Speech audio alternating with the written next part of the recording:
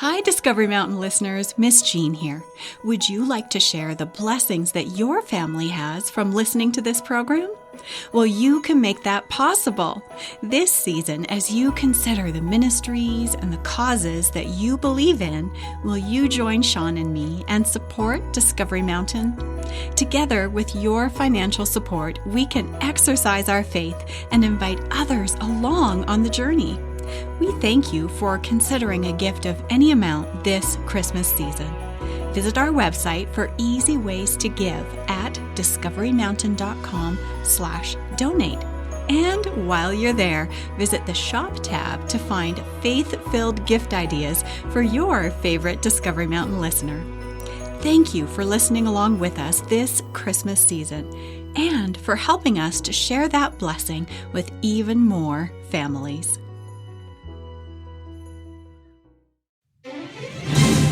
Do you see, Father? Oh, it's glorious. I think this is it. Could it be? At last. Deliver this message at once.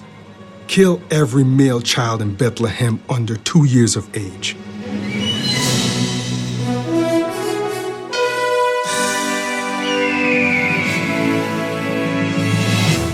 I'm Miss Jean. Join me on a trip to Discovery Mountain, where the air is clear enough to hear your imagination, and where every day is an exercise in faith.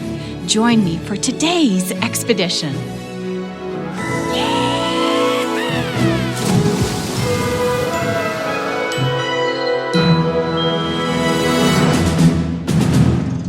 It's Christmas time in Discovery Mountain, but Christmas doesn't always mean joy.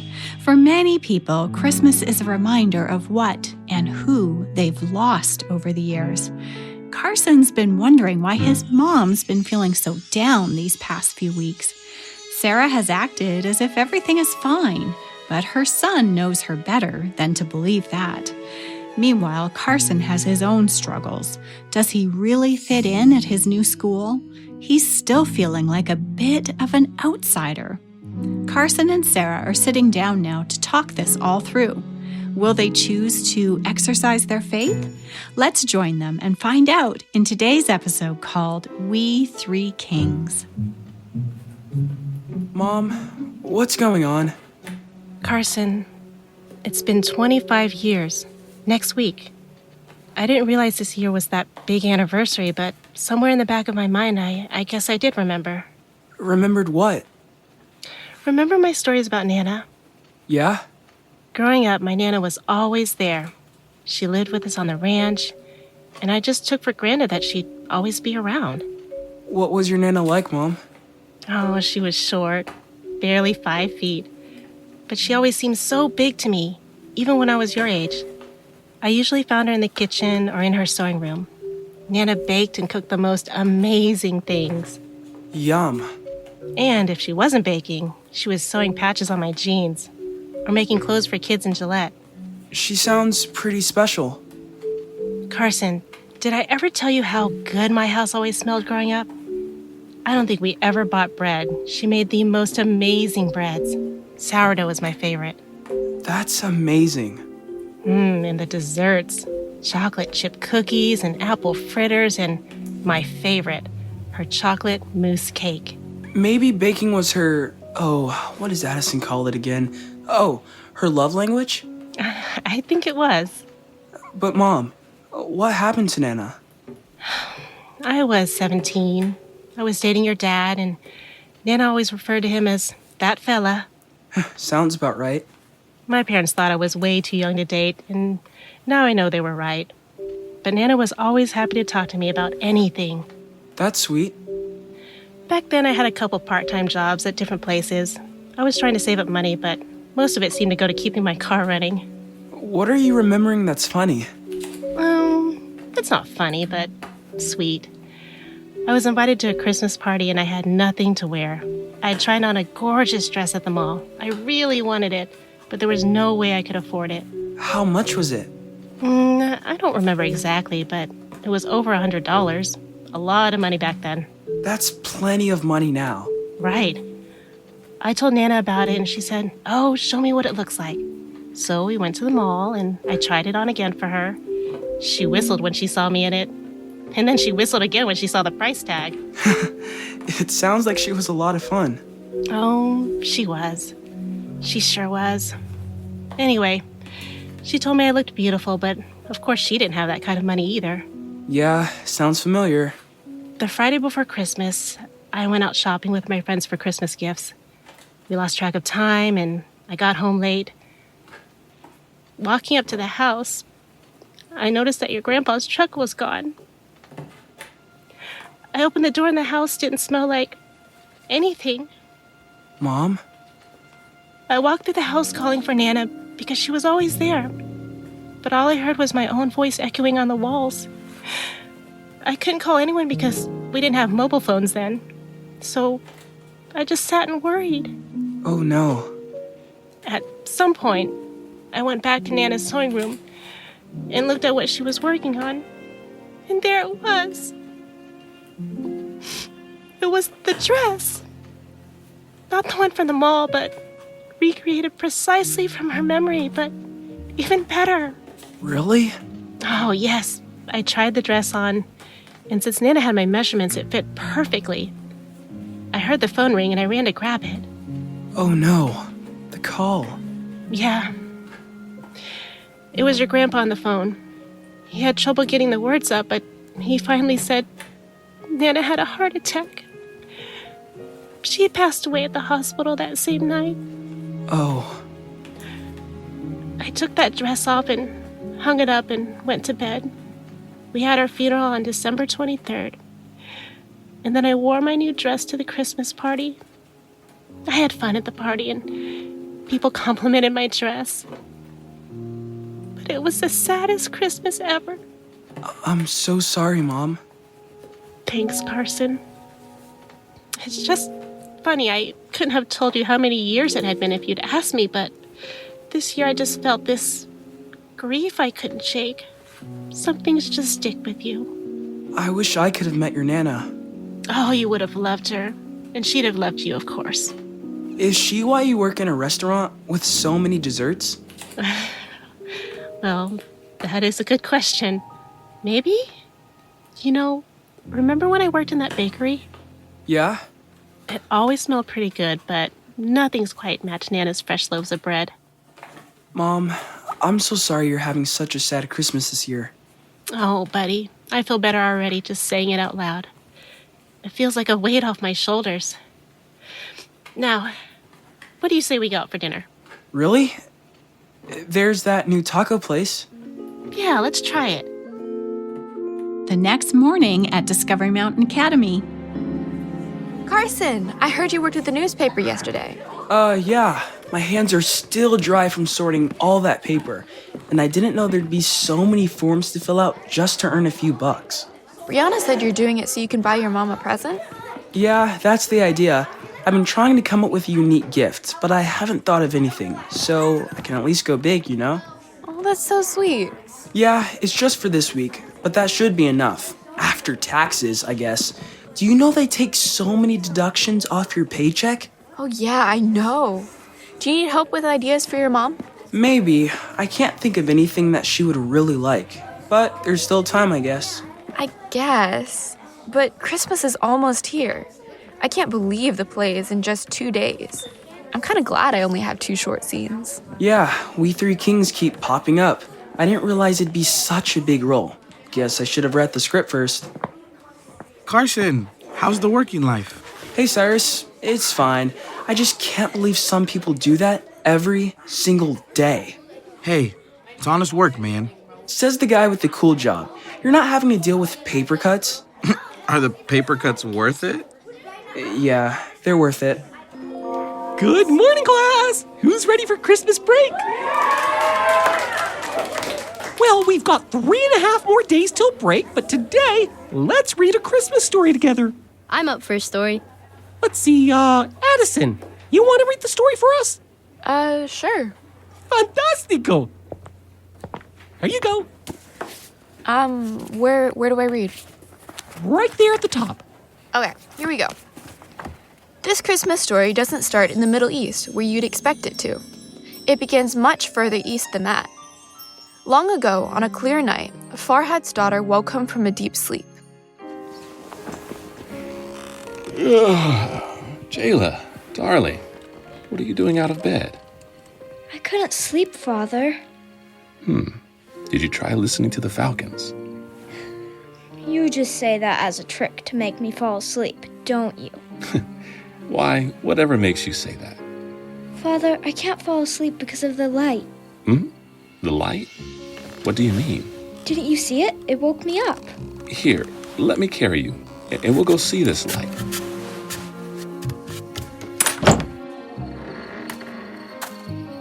Do you see, Father?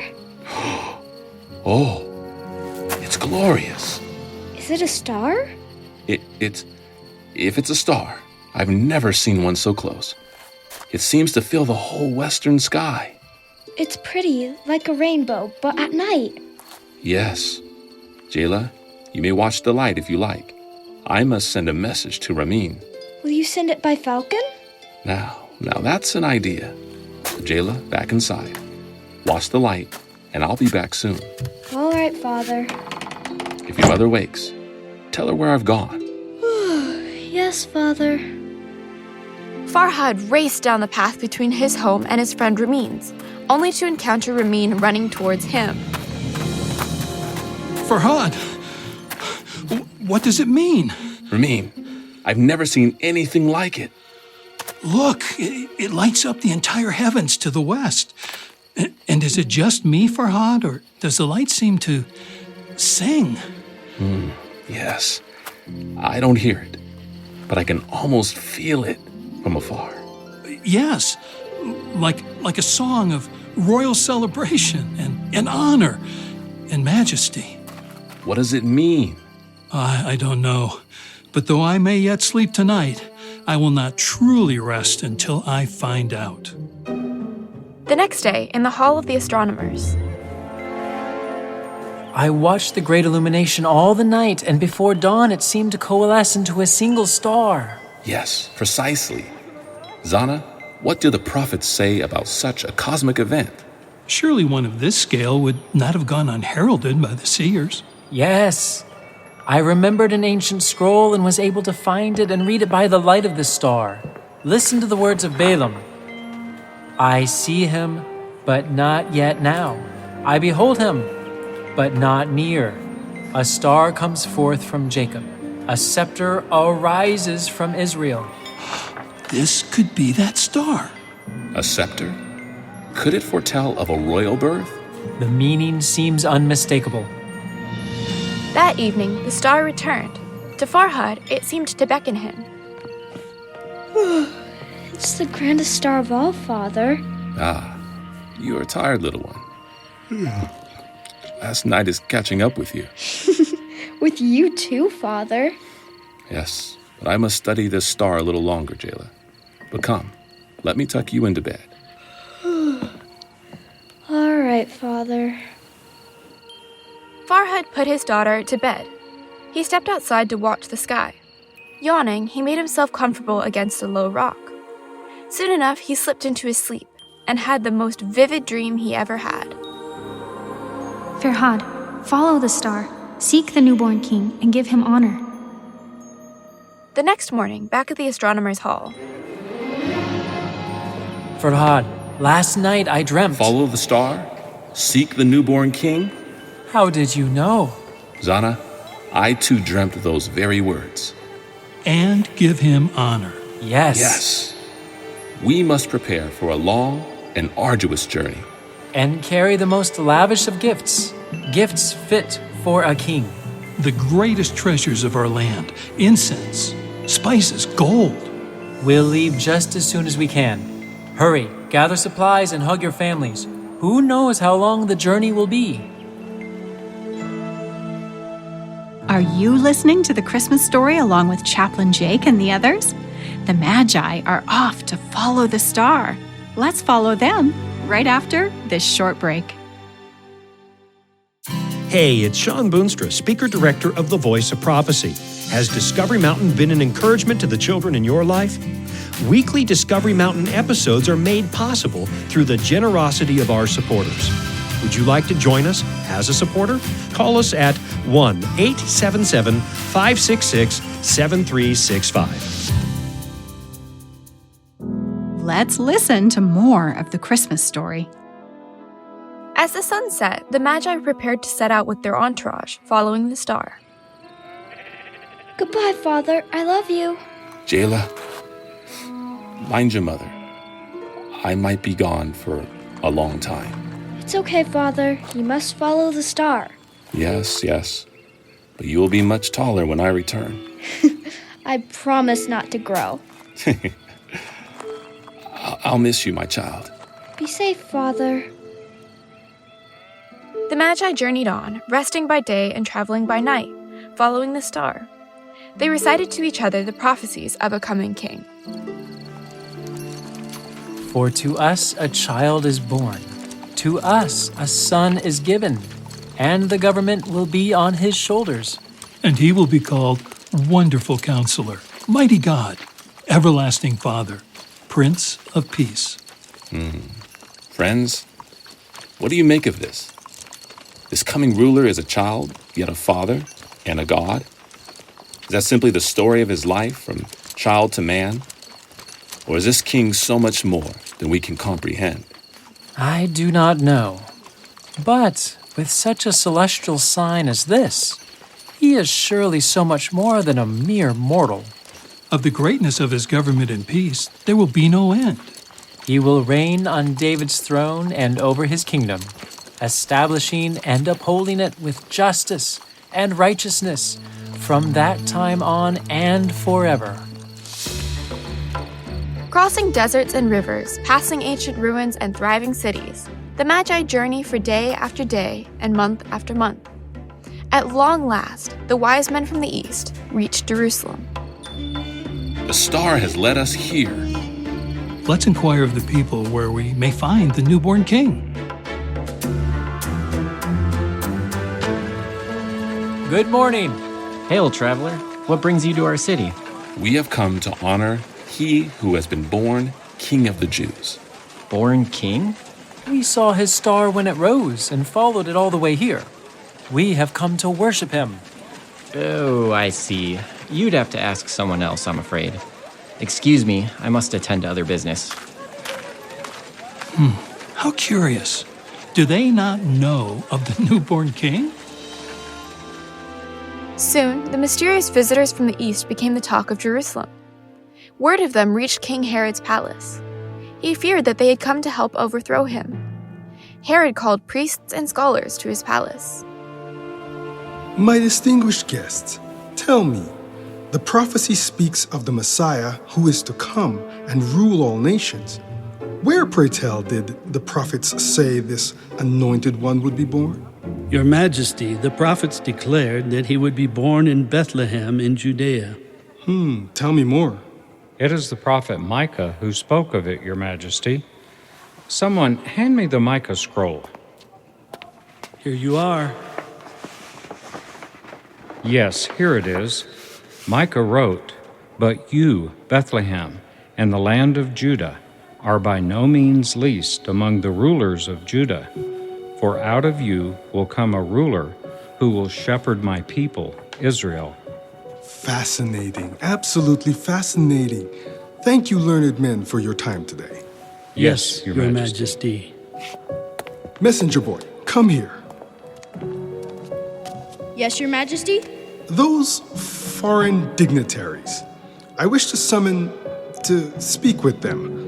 Please, find and invite them to a private audience with me, post-haste. Yes, Your Majesty. Farhad, Ramin, and Zana were found and invited to Herod's palace. How could they refuse a visit with the king? His Majesty, King Herod of Judea. Welcome, welcome, my friends. Thank you for taking the time to visit an old man. Your Majesty. It is our honor to meet you, Your Majesty. Thank you, Your Majesty. Please, have a seat. I know you've traveled far. We have been away from our families for many months. We welcome your hospitality.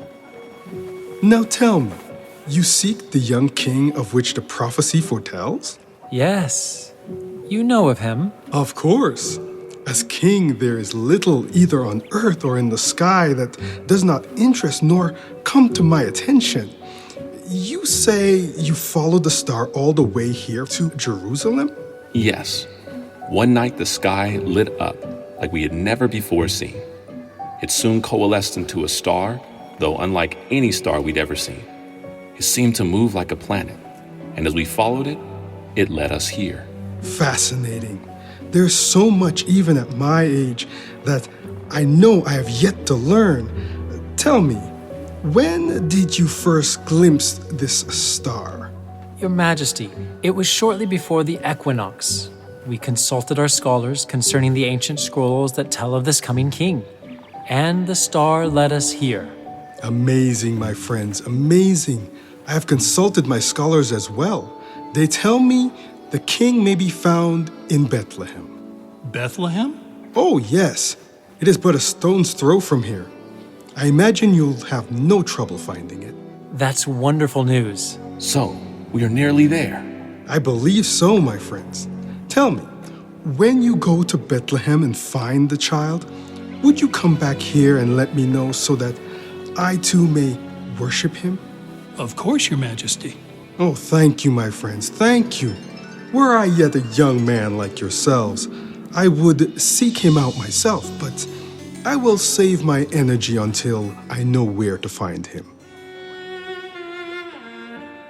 As darkness fell, the Magi hurried out of Jerusalem. The star rose above them once again. There's the star once again. It looks as though I could reach out and touch it. Let's hurry. And the Magi followed it to Bethlehem, where it at last settled above a small home. I think this is it. Could it be at last? Come, let us see.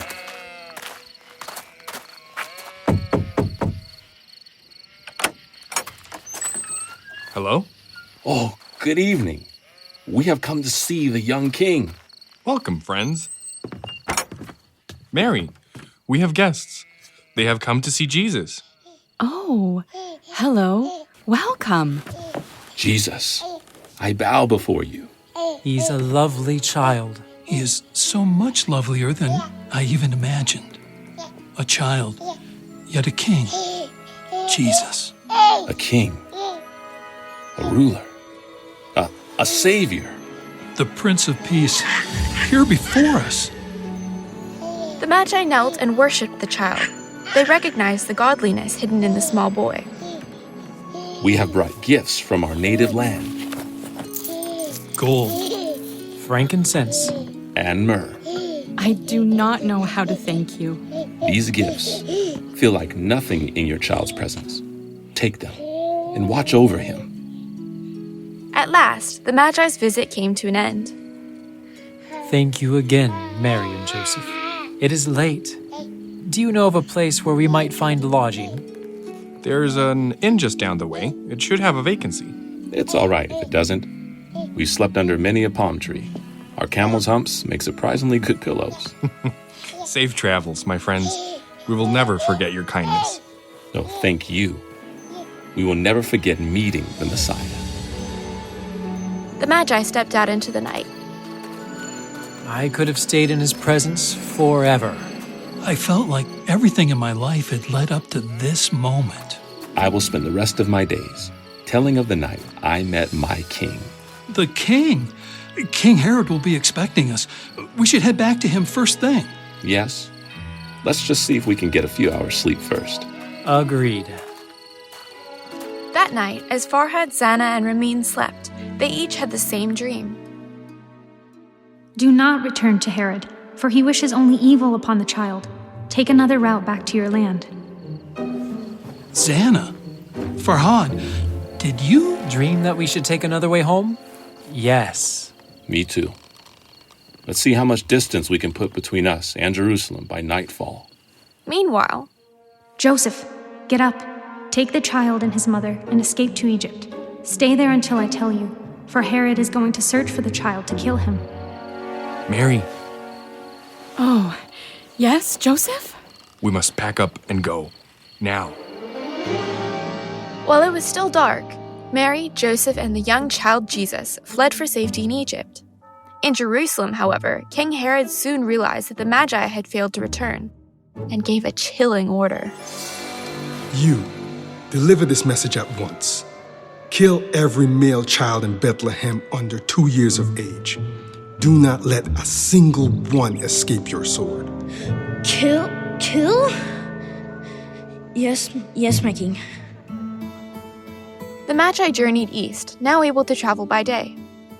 Though a star no longer guided them, the experience of meeting Jesus would light up their hearts for the rest of their lives. There it is. My house again. That little speck in the distance. I see children playing, Farhad. Is that my Jayla? Oh, she broke her promise. Her promise? She said she wouldn't get any taller while I was gone. Father, it's Father. Father's home. Jayla! Down, camel. Father, you were gone for so long. Oh, I missed you, sweet Jayla. Did you see the king? The child king? Ah, I did indeed. What was he like? Oh, he was adorable. And we adored him. I want to hear all about your trip. I will tell you everything. Did you bring me anything? Well, I don't know. You didn't keep your word to me now, did you? Oh, Father, I tried not to grow, but I couldn't help it. Come, let's go inside and find your mother. I have a whole satchel full of treasures for you both. Father, I'm glad you're home. Me too, Jayla. Me too. Oh, thanks, Addison. Great job reading. Thanks. So, what do you all think about the story? I think God is everywhere, no matter where you're from. Or who you are. Oh yeah, Jesus is for everyone. It's a lot to think about. When I've been practicing for the Christmas play, I just think, would I have followed that star, or would it have seemed too bizarre?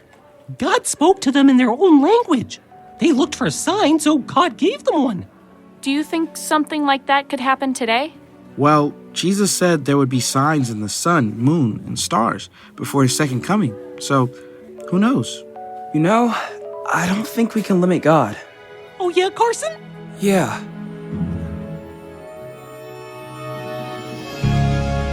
That was a good story, wasn't it, Director Doug? Wow, it was amazing. That was quite a journey that the wise men took. It was. And it reminds me of a verse in Malachi. Oh, really? Which one? Let's see here. Malachi 1, verse 11.